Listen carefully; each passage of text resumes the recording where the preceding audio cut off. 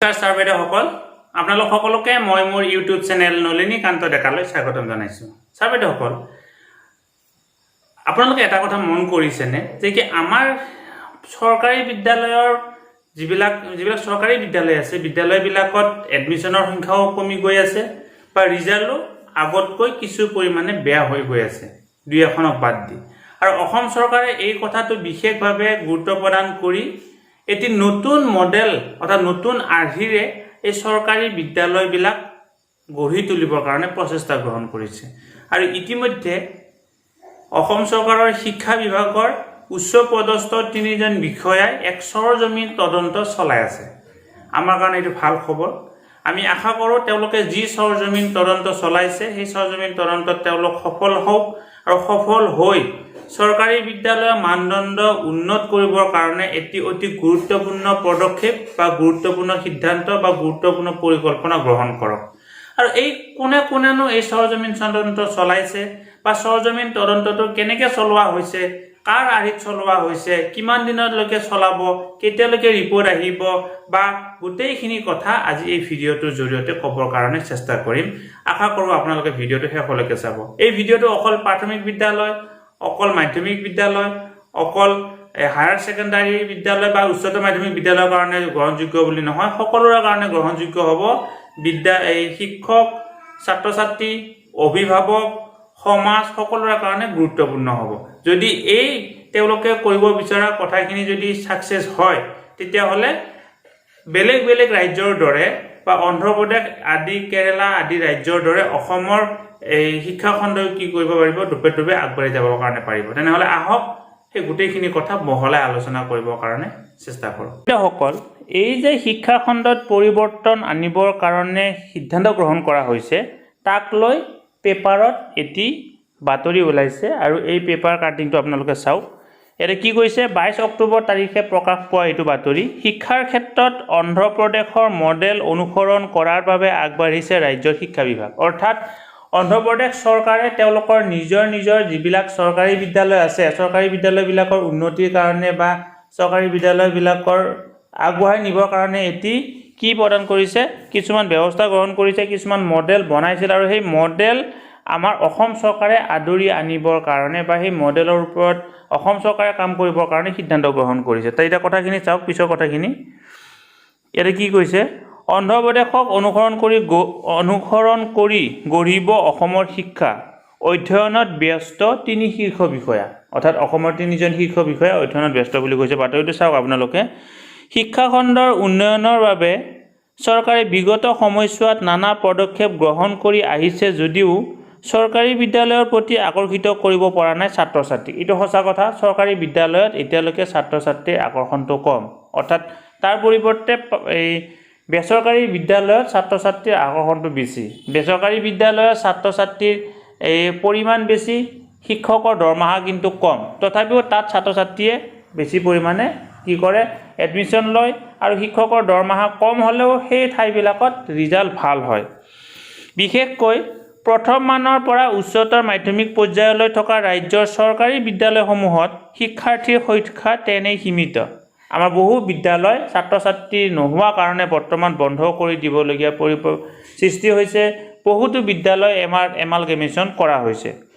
শৈক্ষিক মান যথেষ্টখিনি হ্ৰাস পোৱাৰ পৰিপ্ৰেক্ষিততেই অভিভাৱকসকলে চৰকাৰী শিক্ষাখণ্ডক সহজতে বিশ্বাসত ল'ব নোৱাৰাৰ বাবেই চৰকাৰী শিক্ষানুষ্ঠানসমূহ এক প্ৰকাৰৰ প্ৰত্যাহ্বানৰ সন্মুখীন হৈছে। অৰ্থাৎ এই যে চৰকাৰী শিক্ষা ব্যৱস্থাটোৰ মানদণ্ড নিম্নগামী হৈছে, তাৰ কাৰণে অভিভাৱকসকলৰ চৰকাৰী বিদ্যালয়ৰ প্ৰতি যিটো ধাউতি থাকিব লাগিছিল বা যিটো আগ্ৰহ থাকিব লাগিছিল, আগ্ৰহটো কি হৈছে, দিনে দিনে কমি গৈছে বুলি কৈছে। চৰকাৰে বছৰি হেজাৰ শিক্ষক নিযুক্তি দিছে যদিও প্ৰথম মানৰ পৰা বিশেষকৈ দ্বাদশ মানলৈ কিদৰে শিক্ষা ব্যৱস্থা আগবঢ়াই নিব, সেই দিশত এতিয়ালৈকে কোনো সুপৰিকল্পিত আঁচনি গ্ৰহণ কৰা নাই। টেটৰ শিক্ষক নিযুক্তি দিয়া হৈছে বা আন শিক্ষক নিযুক্তি দিয়া হৈছে, কিন্তু শিক্ষা ব্যৱস্থাটো কেনেকুৱা ধৰণে আগবঢ়াই নিব, কি পৰিকল্পনা কৰিব, তাৰ এটা সুস্থিৰ পৰিকল্পনা অসম চৰকাৰৰ শিক্ষা বিভাগে এতিয়ালৈকে গ্ৰহণ কৰিব পৰা নাই। সমান্তৰালভাৱে সেৱা আৰু উচ্চতৰ মাধ্যমিক শিক্ষা সংসদেও চৰকাৰী শিক্ষানুষ্ঠানত ছাত্ৰ ছাত্ৰীৰ সংখ্যা হ্ৰাস হোৱাত অৰিহণা যোগাইছে। মেট্ৰিক আৰু উচ্চতৰ মাধ্যমিকৰ চূড়ান্ত পৰীক্ষাত বছৰ বছৰ ধৰি হৈ থকা ব্যাপক বেমেজালিৰ বাবে অভিভাৱক আৰু ছাত্ৰ ছাত্ৰীয়ে আজিও আস্থাত ল'ব পৰা নাই চৰকাৰী বিদ্যালয়সমূহক। তাৰোপৰি কি কৰা হৈছে, আমাৰ দুটা ডাঙৰ পৰীক্ষা, এটা হৈছে মেট্ৰিক আৰু এটা হৈছে হায়াৰ ছেকেণ্ডাৰী। এই দুটা পৰীক্ষাতে বিভিন্ন ধৰণৰ খেলিমেলি বিভিন্ন সময়ত দেখিবলৈ পোৱা যায়।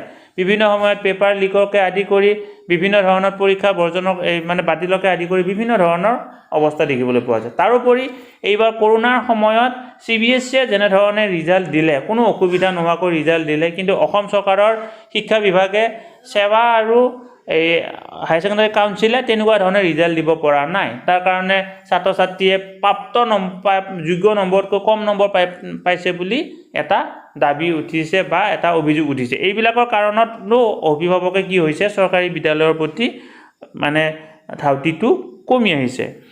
তাৰপিছত চাব, সেৱা আৰু সংসদৰ তৰফৰ পৰা সময়ে সময়ে বিবৃতি প্ৰেৰণ কৰি তেওঁলোকৰ অধীনৰ শিক্ষাৰ্থীৰ সংখ্যা বৃদ্ধি হোৱা বুলি দাবী কৰি আহিছে যদিও প্ৰকৃততে ব্যক্তিগত খণ্ডৰ বিদ্যালয় নতুবা সেৱা বা সংসদৰ অধীনলৈ যোৱা বিদ্যালয়হে বৃদ্ধি হৈছে শিক্ষাৰ্থী। এইটো শিক্ষাৰ্থীৰ পৰিমাণ বৃদ্ধি হোৱা নাই। তাৰপিছত চাব, চৰকাৰী বিদ্যালয়ত থকা ছাত্ৰ ছাত্ৰীৰ সংখ্যা সীমিত। ব্যক্তিগত খণ্ডৰ বিদ্যালয়ৰ ছাত্ৰ ছাত্ৰীৰ সংখ্যাক লৈ শিক্ষাৰ্থী বৃদ্ধিৰ আত্মসন্তুষ্টি লাভ কৰা সেৱা আৰু সংসদেও শিক্ষাৰ্থীক চৰকাৰী বিদ্যালয়ৰ প্ৰতি আকৰ্ষণ কৰিব পৰাকৈ দীৰ্ঘম্যাদী কোনো পৰিকল্পনা গ্ৰহণ কৰিব পৰা নাই। অৰ্থাৎ চৰকাৰী বিদ্যালয়ত কি লৈ আহিব তেনেকুৱা ধৰণৰ কোনো সুস্থিৰ দীৰ্ঘম্যাদী পৰিকল্পনা অসম চৰকাৰৰ শিক্ষা বিভাগৰো নাই, সেৱা বা কাউন্সিলৰো তেনেকুৱা ধৰণে কৰিব পৰা নাই। সেয়ে ৰাজ্য চৰকাৰে শিক্ষা খণ্ডত অন্ধ্ৰপ্ৰদেশৰ মডেল অনুসৰণ কৰাৰ বাবে তৎপৰ হৈছে। আৰু সেইকাৰণে অসম চৰকাৰৰ শিক্ষা বিভাগে এটা সিদ্ধান্ত গ্ৰহণ কৰিছে যে কি অন্ধ্ৰপ্ৰদেশৰ এটি মডেল অসমত প্ৰয়োগ কৰিব। অৰ্থাৎ অন্ধ্ৰপ্ৰদেশৰ শিক্ষা খণ্ডৰ উন্নতিৰ কাৰণে যিটো মডেল প্ৰস্তুত কৰি উলিওৱা হৈছে, সেই মডেল অসমতো কৰিবৰ কাৰণে তেওঁলোকে কি কৰিছে, এটা চিন্তা চৰ্চা কৰিছে। সেই অনুসৰি ৰাজ্য চৰকাৰে 3 গৰাকী শীৰ্ষ বিষয়াক অন্ধ্ৰপ্ৰদেশ ভ্ৰমণলৈ যোৱাৰ নিৰ্দেশ দিছে।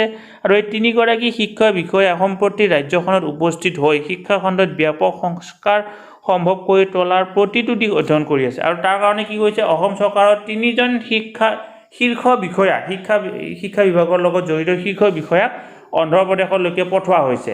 আৰু অন্ধ্ৰপ্ৰদেশত তেওঁলোকে অন্ধ্ৰপ্ৰদেশৰ প্ৰত্যেকটো কথা পুংখানুপুংখভাৱে চালি জাৰি চাবৰ কাৰণে সিদ্ধান্ত গ্ৰহণ কৰি তেওঁলোকে তাত অধ্যয়ন কৰি আছে।